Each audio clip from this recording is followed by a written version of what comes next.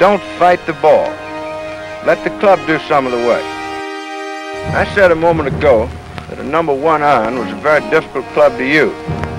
It is so because it has very little loft. When my grandfather started making clubs, he had some very definite opinions about the design of golf clubs. He believed that a golf club had to be playable to the average player. That's why he did so much sole-weighted technology, and it was very much ahead of its time, and he was the driving force behind it.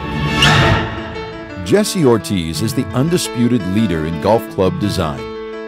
In the 90s, Jesse crafted the tri-metals, which became the most popular fairway woods in golf.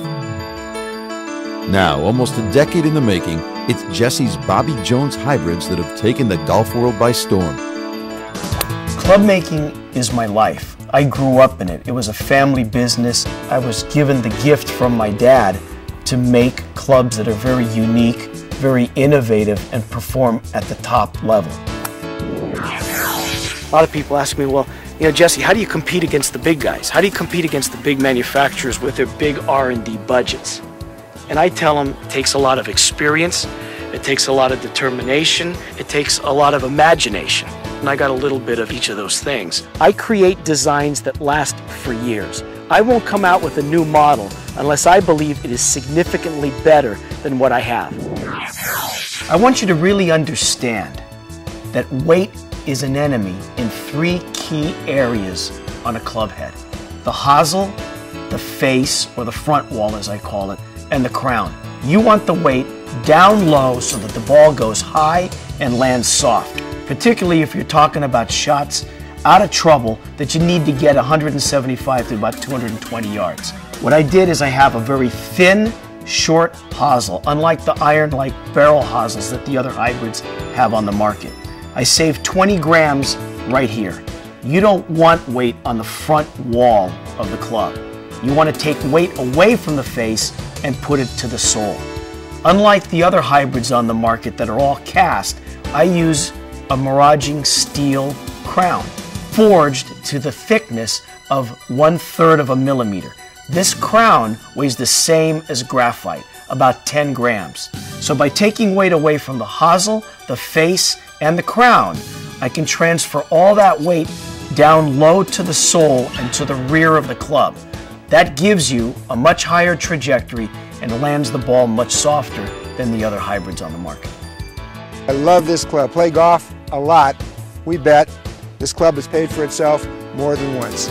I'm not a great golfer, but this really has improved me, and my handicap's coming down because of it. I could hit it out of the rough, easy to hit on downhill lies. Oh my. It doesn't make any sense to be using a club with a thick barrel hosel, a flat sole, straight leading edge, because that's going to grab in the rough. The heel or toe are going to grab, it's going to twist, you're going to hit these worm burners that hook or slice off in the distance. What you need is a club that's very versatile. You want a club that you can hit out of all kinds of lies, not just because it hits great off the fairway or it hits great at the driving range. You need a club that you can play with throughout the round. So if you have a club that has a very contoured sole, what that does is it minimizes the turf drag. It allows the club to be centered right in the middle of the sole plate, and because there's no place for the toe or heel to drag, you make much better contact with the ball.